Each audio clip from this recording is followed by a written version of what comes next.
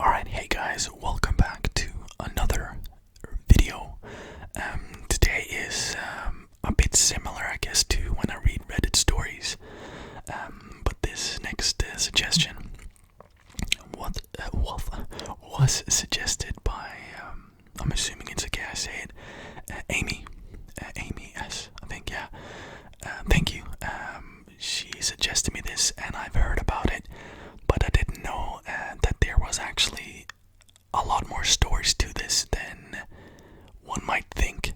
So it's really interesting and it's extremely weird. But before I get into these stories, I just want to say thank you guys so much. I mean, so many of you guys have reached out to me with suggestions, if it's on my Snapchat or my email, and it's just really cool to see that you guys are, involved in the channel, because it feels like it's not just my channel, it's also your guys' channel, you know what I mean? So, like, that sounds so cliche, but I really do mean that. That's what it feels like to me, at least.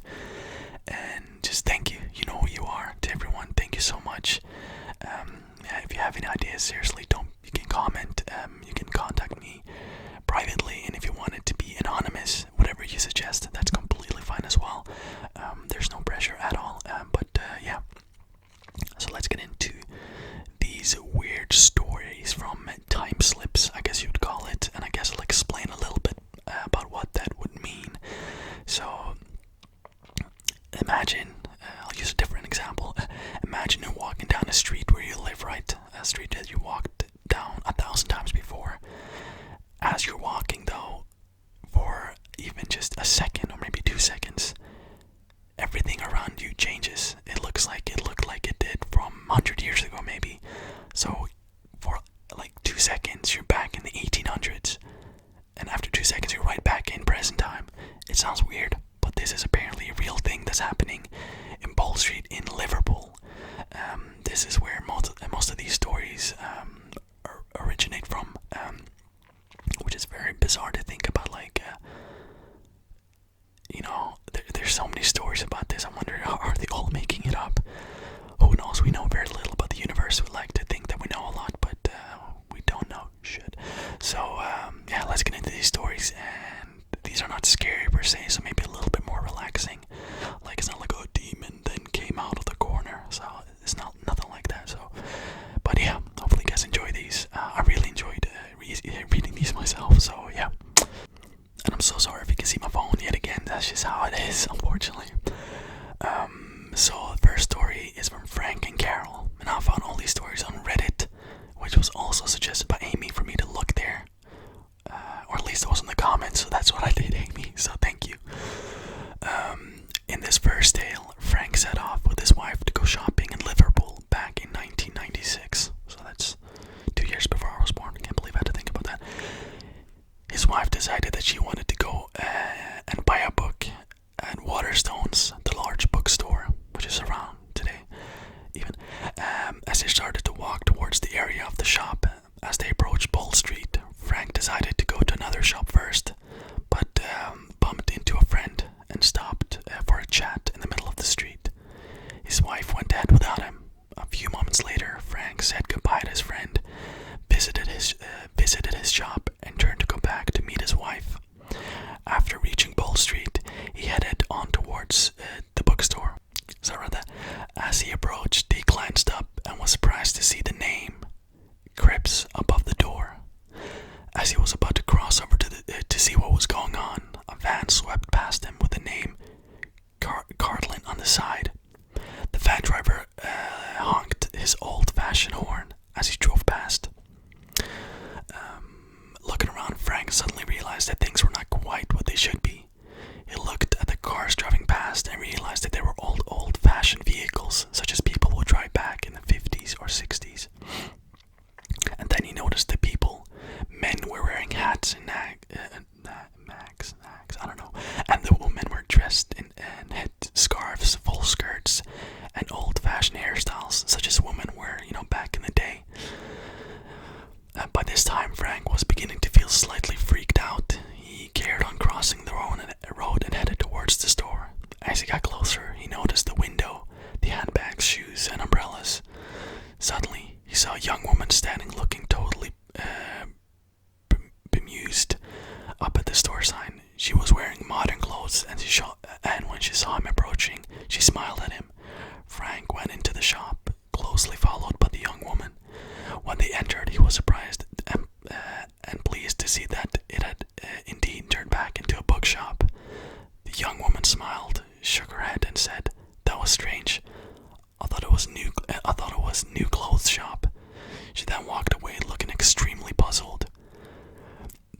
sound unlikely and not true.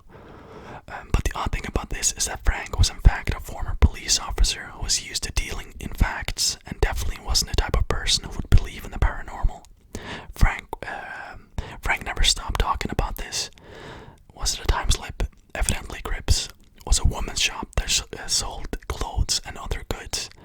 And Gardens was also a well-known Liverpool firm that owned vans around the time Frank had found himself in. But rating is always on point. But yeah, that's an interesting story. That's just the first one, so we're gonna go into the second one. And I'm sorry, like my camera just turns off randomly all the time, bro. So I gotta just keep reaching over and turning it back on. But yeah, hopefully you won't notice that too much. I don't know if like you guys actually watch the videos or just like put it down. I usually just put it down. But if you want to watch that, it's fine as well. That's why like I did it a bit darker, so if the people who like to watch, it's not as bright on your eyes, I guess. So yeah, there's another story from Pole Street. All these stories are from Pole Street in Liverpool. So this is all taken from Reddit, just copy and paste it here, so I'm gonna read it exactly as it's written. I've seen one of these time slips, and I can give it a first-hand account. When I was 20 years old, so about 24 years ago, I was making my way through Liverpool to see my girlfriend. I needed to catch the train from Central Station, which, as you may know, is right in the area of Pole Street. So as usual, I walked down the large ramp that led from Pole Street. You can see it on Google Street View, into the station and towards the entrance at the end. Casually glancing around, I wasn't really paying much attention. Man on a mission, my lady was waiting. I shot a look to the right and registered something odd straight away. My pace slowed, though I kept walking. There on the right, a coffee shop. It had sprung up out of nowhere. At the time, I thought it was odd, as my girlfriend and I often went to places around here. Only the other day, and I walked down the same ramp, and that cafe was definitely not there then. Neither had anyone working there to build such a shop either. To make the situation even stranger, everyone in the shop and the few that were sat outside were dressed in very old clothing. I'm guessing now, looking back on it, looking like around the 1920s. The women that I saw were wearing larger hats and looked very out of place. My first thought was maybe something is being filmed, and maybe it was a special day the cafe was doing and everyone was getting dressed up. So I just put down my lack of noticing it, and then before as being one of down to age and not really paying attention, I've changed. I glanced ahead to make sure I wasn't going to walk into someone, and then immediately looked back. And when I immediately looked back, the cafe was gone. At the time, I just put it down to me being weird, but it was only recently that I heard about the time slips and made the connection, and it bugs me to this day that I didn't just walk over to the cafe and talk to the people there. However, I was really freaked out, and whilst others have said I'd ask someone to look me up, I can assure you that the actual event is so disconcerting that you don't think about those lines. The first emotion you experience is fear, and overriding sense of something is very, very wrong. It's odd that others don't seem to witness this event at the time, and I'd have a thought that such an activity would be recorded in the CCTV in the area, of which there is loads of. My theory is that it is you that is transported in time, hence the story of Sean the Thief in 1967, which is a story I'll read later, where the guards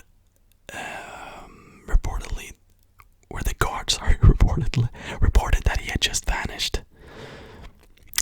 So yeah, that's pretty cool story as well. Just reading this, I want to go there, but like, do you actually want to experience this? Because it will totally fuck you up. I mean, actually experiencing this would just, how could you ever sleep again? You know that it just goes against everything we say is possible. So if that would actually happen, I'd turn mental, I think. I mean, I'm that close from turning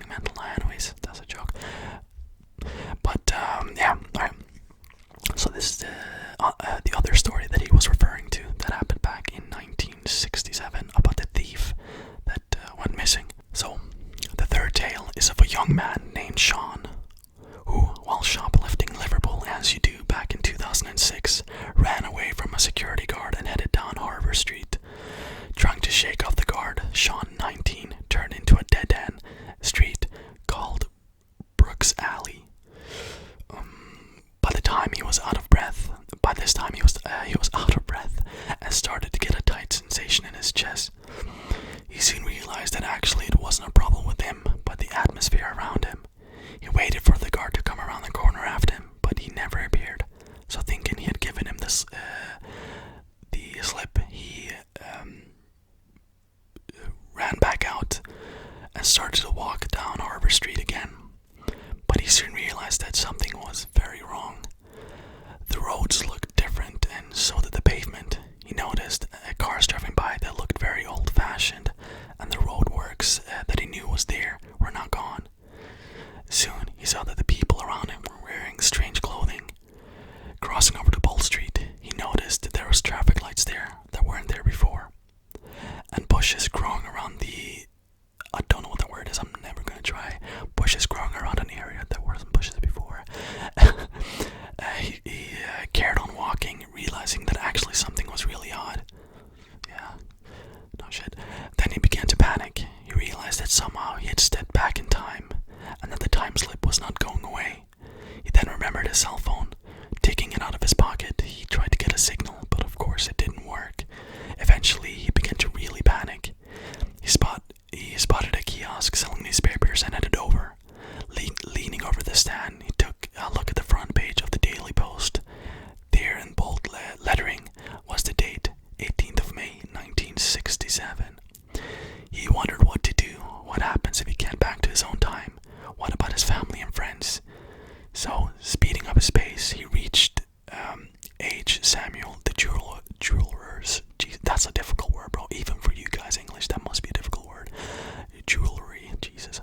And tried his phone once again. This time it worked. Sighing in relief, he looked around and realized he had returned to the present. But the strange thing was, he could still see down the end of the road people still walking around in 1967. But this time, Sean had seen enough and decided to go onto a bus to go home. When he was interviewed by a local newspaper later, he stated that 4 times the exact same account. Now you may think that Sean was just making the story up to escape from the guard, but the strange tale didn't end there. When the security guard was interviewed, he stated when he ran after Sean and turned down the dead-end alley after him, he said that Sean had completely disappeared. When the newspaper checked out the facts of Sean's story, they found out everything he said was historically accurate.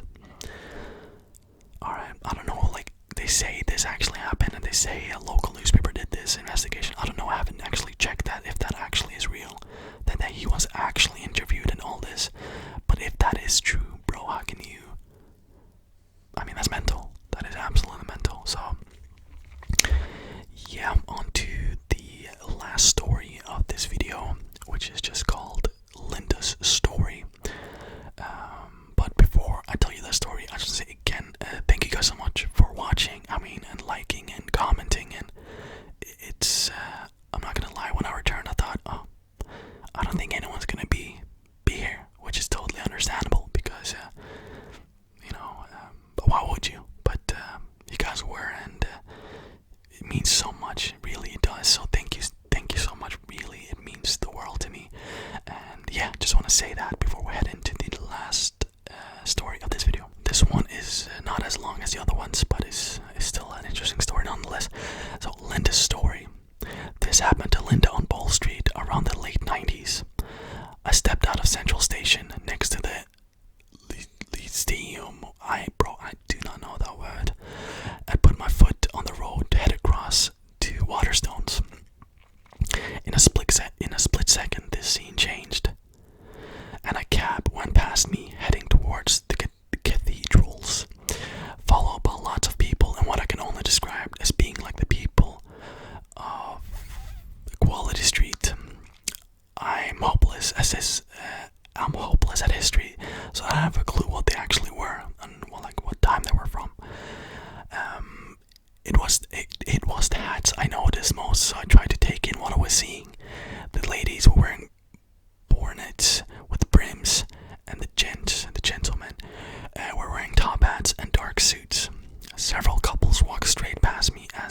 didn't see me. I immediately thought I must have walked into a film set, but there were no cameras about. And anyway, I couldn't have, because when I stood there on the pavement, everyone was in present time. Yet as soon as I stepped onto the road, everything went into a completely different dimension. At first I was confused and scared, and then just really scared as I thought about what would happen to me if I'd been unable to step back into the present time again. Yeah, that would have been terrifying. Imagine that happening to you. It's terrifying enough, but then you're like stuck.